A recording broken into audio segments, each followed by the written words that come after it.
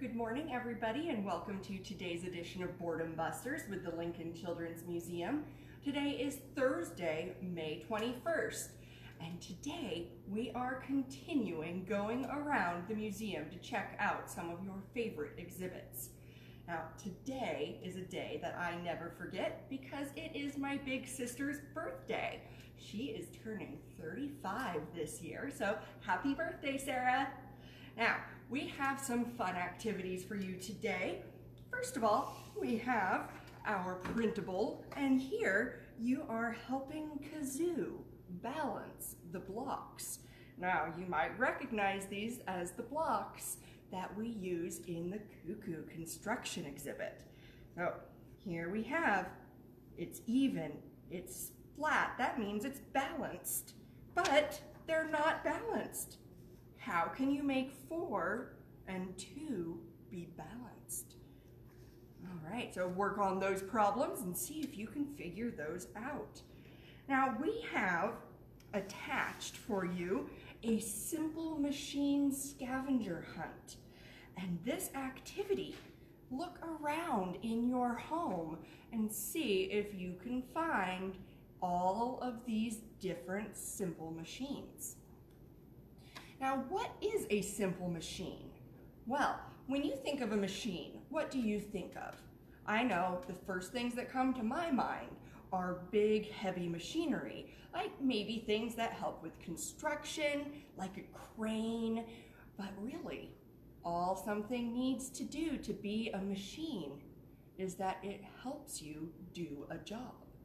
And there is a list of simple machines. They don't require any motors or gasoline or batteries. They are just simple things that you see every day. For example, this is a simple machine. It is a wedge. And what could this be used for? Now, I took this one from up in the offices, and it has a job to do. What job does this wedge do?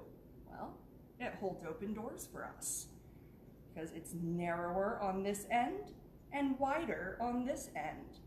Another thing that a wedge can do is help you break something apart. Think about an axe. An axe has a very thin edge and a very wide edge. And when you swing the axe, the little thin edge starts to bury itself down in the wood that you're trying to chop. And with it gets wider, it pushes apart your 2 pieces of wood. So a wedge is a very important simple machine. Now there are a few more that are very important in our daily lives. One of them is a pulley. So a pulley, you need to have something round and you need to have a string. Now to make a pulley,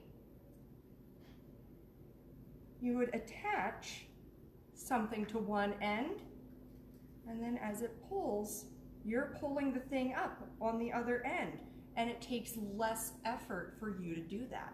Now, where could you find a pulley in a building?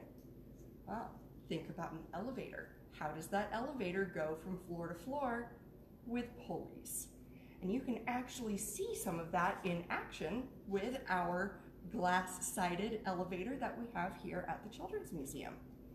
Now, to help you learn about these different simple machines, I have a song recommendation, and it is the Simple Machines song. Now, it talks about all those different simple machines and what kinds of jobs they do for us. Now, someone who was very key in discovering and labeling all these different simple machines was Leonardo da Vinci. Now, Leonardo da Vinci did a lot of really amazing things back when he was alive, a very long time ago. He made a lot of art. He also figured out a lot of simple machines. So this storybook, it's a fun story. It's linked for you. It is called Leonardo and the Flying Boy, and it's by Lawrence Anholt. I definitely recommend listening to this story. It is a very fun story about Leonardo da Vinci and his fun and sometimes wacky creations. And for a video recommendation today, we have I want to be an architect, because architects also use a lot of simple machines and they need to know their way around those things pretty well. So watch that video. All right, now for our activities today, one of them, it is pretty fun. What we're going to do is build ourselves a lever. Now for this experiment, for this activity, you need a nice thick piece of cardboard. Let's see.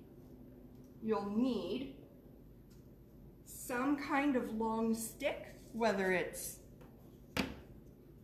a yardstick or a ruler or a paint stirrer. Now, let's see. What you need to do, you need to make a fulcrum, and a fulcrum, like in this picture here with Kazoo balancing the blocks, the fulcrum is that triangle. Now let's see here. This works pretty well if you have a box knife. So here's my box cutter. Remember, this is grown-up hands only. And you need to cut, just score it. So just not all the way through, just part way through. So corrugated cardboard works really well for this because it's pretty easy to only go through half of it.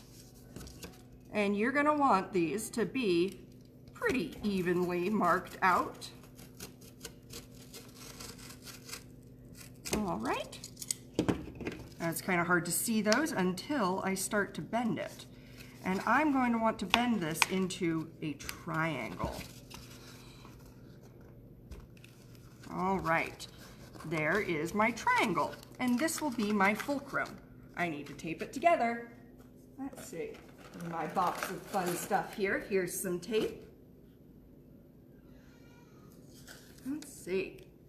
I'm going to turn this into a triangle. Well, rather, a triangular prism, because a triangle is just a two-dimensional shape. A two-dimensional shape is something that you can draw. A three-dimensional shape is something that you need to build. So if it's something that you can just draw, it's a triangle. If it's one that you build, it's a triangular prism. So here is my triangular prism. And with your long, flat stick, whatever it may be, you'll need to get a couple little cups. And I just have some of these little portion cups here. And I'll make a tape pillow for the bottom of each one. There's my piece of tape, and sticky side out, roll it into a loop, put it on the bottom of the cup, and I'll do the same thing for the other one. Sticky side out, roll it in a loop, and there it is. Now I think I'm going to try this one here. So if I put these on one on each end, let's see. Now, can you get this to balance? Now, right now, that's pretty balanced. It's kind of like a seesaw. So if you've ever been on a seesaw, what happens when someone who is very heavy sits on one end of the seesaw and someone very light is on the other side? Can I balance this? Now I'm using this lever here and I'm lifting this up by using force right here on my finger. Now when you have weights in it, you can use pennies or stones. I've just got my trusty little jar of nuts and bolts here. Try it with the fulcrum in the middle. See how much work it takes. See how difficult it is to press that down. Now what if the fulcrum is closer to the side with the weights in it? How much pressure do you have to put on it then? What about when the fulcrum is towards the end you're putting the weight on? So it's kind of hard to tell on the video, so try it out yourself and let me know what you find. Is it easy or hard to lift it, depending on where the fulcrum is located? All right, now for a more open-ended activity today. Have you ever been to an amusement park? I know that there are some fun ones. And at an amusement park, or maybe at the fair, you might ride a roller coaster or go around and around in a Ferris wheel or with a merry-go-round, a carousel. You might, I don't know, you might have those swings that go around and around. So there's all sorts of fun things at an amusement park. Did you know that most of the rides at the amusement park are actually built out of simple machines? Now, if you have one simple machine and another simple machine and put them together, it becomes a compound machine, kind of like a compound word, where you've got two parts of a word, push it together, and it becomes a compound word. It just means you're combining things. So, with all sorts of different fun things, I have some plates of two sizes. I have string. Now, if you have any yarn spools or thread spools or ribbon spools, those make great pulleys. I couldn't find any upstairs, so I just brought down this little tube here. Now, some popsicle sticks in various sizes, straws, maybe some pencils to use as dowels. Now, see what you can build. Build a little amusement park. Maybe, let's see, I'm gonna try something here. I'm gonna take my tape and I'm going to tape one of these cups to this string. This could be like a little bucket seat on some kind of a ride. Now, if you were to make a pulley, you could maybe make this seat rise up. Now, the pulley would need something like this. You pull that up, and then that seat rises up. So build a fun amusement park for your small little dolls or action figures, maybe even some little dinosaurs or tigers will go to your amusement park. Build them some fun things using your new knowledge of simple and compound machines. Now, Miss Katie, I do have a joke for you today. Okay. What is the tallest building in the world? I don't know, Miss Greta, what? The library, because it has millions of stories. But really, it's the Burj Khalifa in Dubai. It's the tallest building in the world. All right, well, I hope everybody has been enjoying Read Aloud Lincoln's story times every morning, and I hope to see you all here tomorrow at 10:30.